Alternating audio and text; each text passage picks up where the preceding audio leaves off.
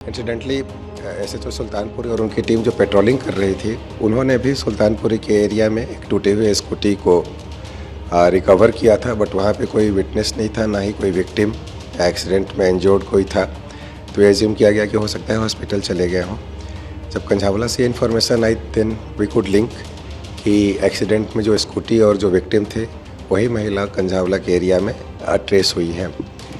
इसमें कार में बैठे हुए 5 लोगों को हमने अरेस्ट किया है।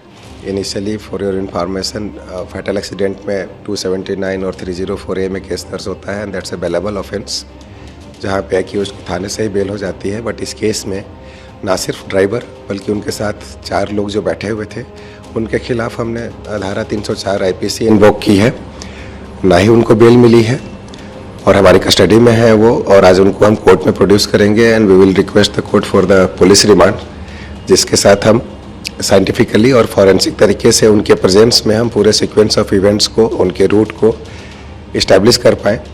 साथ ही विक्टिम का पोस्टमार्टम के लिए हम हेल्थ डिपार्टमेंट GNCT को रिक्वेस्ट कर रहे हैं to constitute a medical board, जहाँ पे 3 डॉक्टरों की एक टीम पोस्टमार्टम करेगी और हमें अपनी रिपोर्ट देगी।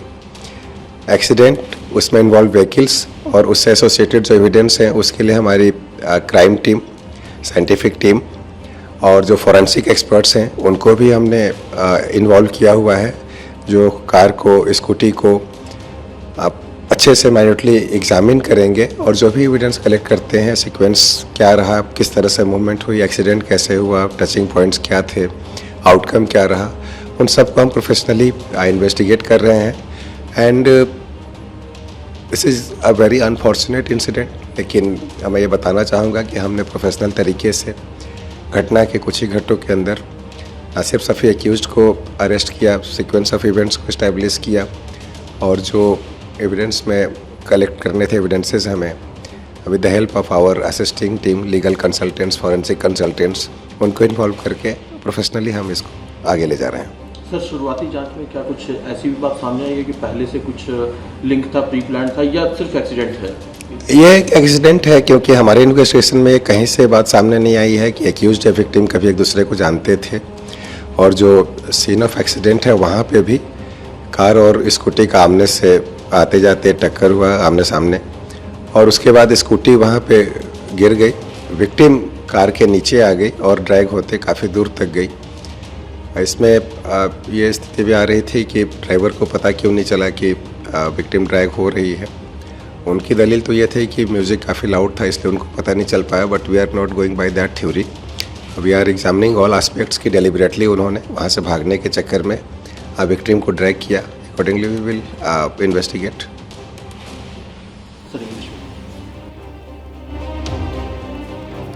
तो ये हरिंदर सिंह को आप सुन रहे थे, दिल्ली पुलिस के अधिकारी, जिन्होंने फिर दोहरा दिया कैमरे के सामने कि ये एक हादसा है, सिर्फ एक्सीडेंट है। ये कह रही है दिल्ली पुलिस। सवाल तो इसी बात को लेकर खड़ा किया जा रहा है कि दिल्ली पुलिस आखिरकार इस पूरी वारदात को महज एक हादसा इतनी जल्दबाजी में क्या करार दे रही है, क्योंकि जिस तरीके के बयान चश्मदीद के सामने निकल कर आ रहे हैं, जिस तरीके से CCTV फुटेज सामने निकल कर आ रहा है, उसके बाद कई सवाल खड़े हो रहे हैं। जल्दी से हम रुक करते हैं। राव साहब, अगर मेरी आवाज मिल रही है आपको, आप हाथ उठा रहे हैं, कुछ कहना चाह रहे हैं, अनम्यूट कर लीजिएगा सर, रखिए अपनी बात, आपकी आवाज आ नहीं पा रही है। जी जी जी जी ठीक है, आवाज आ रही जी। मैं ये बताना चाह रहा हूँ, ये जो अभी DCP साहब का स्टेटमेंट आपने सुना है, तो आपने सुना है, DCP साहब बड़े अपराध ऑफिसर हैं, बट इस केस में मुझे सवालों के घेरे में नजर आ रही है दिल्ली पुलिस, क्योंकि इतने गंभीर सवाल जो आपने भी उठाए, आपकी इन्वेस्टिगेशन टीम ने उठाए हैं, ये बहुत गंभीर है। कोई भी देखिए, गाड़ी के नीचे वो कह रहे हैं कि उस बच्ची का शरीर आ गया था, तो उसके बाद गाड़ी रुकी नहीं, कई किलोमीटर तक चली।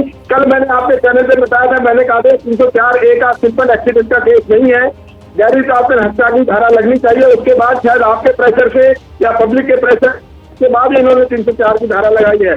और अगर सिंपल एक्सीडेंट होता तो खाली एक ड्राइवर का केस बनता, 5 आदमियों को डिटेन करके अरेस्ट किया है, तो इसका मतलब 304 के धारा के पूरे सबूत है इसमें। और ये जो बड़ी बात आपने बताई है कि 2 बजे 4 बेची गई है, तो ये भी बहुत सीरियस एलिगेशन है, इसको भी जरा ध्यान से इन्वेस्टिगेट करना पड़ेगा, साइंटिफिक तरीके से इन्वेस्टिगेट करना पड़ेगा।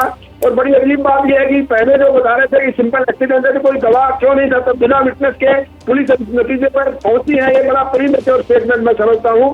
लेकिन हाँ, पुलिस ने अभी तक की जो इन्वेस्टिगेशन की है वो कहीं न कहीं घर वालों को सेटिस्फाई नहीं कर पाई है, इसीलिए मृतका के घर वाले बिल्कुल इसमें रजामंद नहीं है। दूसरी बात यह है कि उनका पोस्टमार्टम तभी होगा जब मृतका के घर वाले उसकी बॉडी को आइडेंटिफाई करेंगे और जो पेपर से, जो डॉक्यूमेंट्स पेपर से।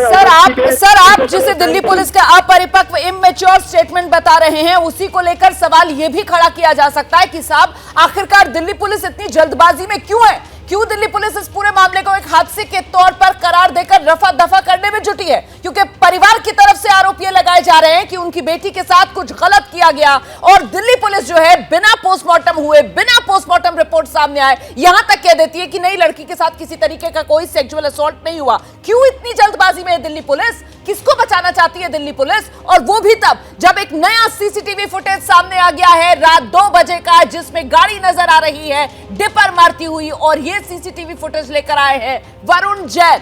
महत्वपूर्ण सबूत साबित हो सकता है ये फुटेज।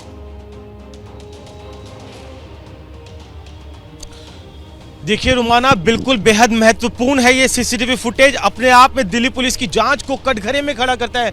दिल्ली पुलिस कल से ही ये बात कह रही है कि ये एक हादसा है। मुरथल से गाड़ी लेकर जो आरोपी है वो निकले और एक्सीडेंट हुआ। उसके बाद जब लड़की को ये ड्रैग करते हुए 7 से 8 किलोमीटर तक भागते चले गए। रुमाना, सबसे अहम बात, 3:24 पर रात को पुलिस को पहली कॉल मिली है कि लड़की बम्पर में फंसी हुई है और गाड़ी उसे ड्रैग कर जा रही है। पुलिस कह रही है हम सीक्वेंस ऑफ इवेंट्स को कनेक्ट कर रहे हैं। अगर आप सीक्वेंस को कनेक्ट करेंगे तो ये सीसीटीवी इस बात की तस्दीक कर रहा है कि एक्सीडेंट के स्पॉट पर रात को 2 बजे गाड़ी वहां पर खड़ी थी, इंतजार कर रही थी। किसी को उसने 4 से 5 बार डिपर मारा, उसके बाद गाड़ी वहां से चली गई। अगर सीक्वेंस ऑफ इवेंट कनेक्ट हो गए, ये मुरथल से निकले हैं, तो रात को 2 बजे वहां पर क्या कर रहे थे? और अगर 2 बजे वहां पर एक्सीडेंट हुआ है तो 3:24 पर पहली कॉल क्यों हुई? अगर 7 से 8 किलोमीटर तक ड्रैग किया है, 2 बजे मान लीजिए चलिए गाड़ी स्पॉट पर खड़ी है, वहां 2 बजे एक्सीडेंट हो चुका है, तो रात को 4:15 तक जब बॉडी को कंझावला इलाके में फेंके तो क्या 7 से 8 किलोमीटर के रास्ते को तय करने के लिए इनको 2.25 घंटे का टाइम लग गया? पुलिस के पास किसी सवालों के कोई जवाब नहीं है, सीक्वेंस कनेक्ट नहीं किया गया है। पोस्टमार्टम से पहले ही पुलिस ने इसे पूरी तरीके से हादसा बता दिया है। जो पड़ताल यही महत्वपूर्ण हो जाता है और इसीलिए इस वक्त दिल्ली पुलिस खुद कटघरे में खड़ी हुई नजर आ रही है। दिल्ली पुलिस के पास सवालों के जवाब है नहीं। दिल्ली पुलिस मामले को शुरू दिन से ही रफा दफा करने की जुगत में ज्यादा नजर आ रही है और इसीलिए नाराजगी परिवार में है। परिवार के साथ अंकित गुप्ता मौजूद है। अंकित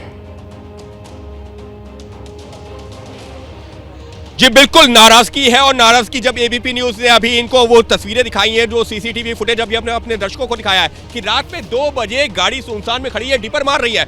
आपने देखा, क्या लग रहा है? ये तो साजिश है। 2 बजे डिपर मार रही है और एक्सीडेंट की बॉडी 3:18 पे उस दीपक की दुकान के आगे घेरी गई है, जो डब्बास गांव से कंझावला। ठीक है, उसने 1 घंटे तक उस गाड़ी का भी पीछा करा है। तो 2 बजे वो क्या कर रही थी? गाड़ी वो मंगोलपुरी सुल्तानपुरी के लड़के बताए गए, तो 2 बजे वो आते समय क्या कर रही थी? रुकी। एक्सीडेंट साइट पर अगर गाड़ी जो 2 बजे ऐसे से, तो कई तरह के सवाल खड़े हो रहे हैं।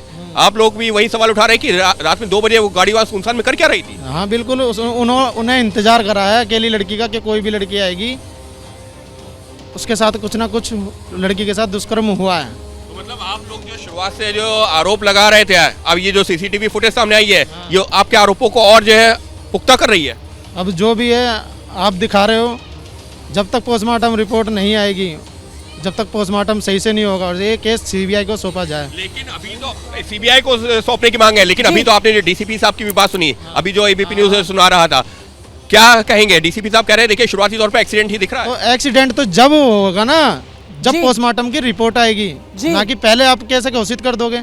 नहीं, बिल्कुल ये रुमाना, साफ तौर पर एक पुलिस बड़ा की जांच- वाजिब सवाल है। ये बिल्कुल कॉमन सेंस वाला सवाल है। कोई भी व्यक्ति, उसके मन में ये सवाल आएगा कि जब तक पोस्टमार्टम नहीं हुआ है, जब तक पोस्टमार्टम रिपोर्ट नहीं आई है, तो आखिरकार कैसे पुलिस इस पूरे मामले को हत्या नहीं हादसा करार दे सकती है? कैसे पुलिस इस पूरे मामले में यह कह सकती है कि लड़की के साथ किसी तरीके का सेक्सुअल असॉल्ट नहीं हुआ? पुलिस की तरफ से यह भी तो कहा जा सकता था ना कि साहब पोस्टमार्टम होगा, पोस्टमार्टम रिपोर्ट का इंतजार कीजिए। लेकिन पुलिस अपने बयानों से क्या बचाने की कोशिश कर रही है आरोपियों को? जैसे ही घड़ी का काटा दोपहर 2:30 पे आए, बबीता जी का दिल सास बहू साजिश के लिए मचल जाए। और ये है इनकी बहू, पूरे दिन ऑफिस की टेंशन हो जाए गॉन जब ये करें अपना फेवरेट शो फ्री टाइम पे ऑन। इनकी तरह आप भी देखिए अपना फेवरेट शो अपने टाइम पर और डाउनलोड कीजिए एबीपी लाइव ऐप अपने स्मार्ट टीवी पर।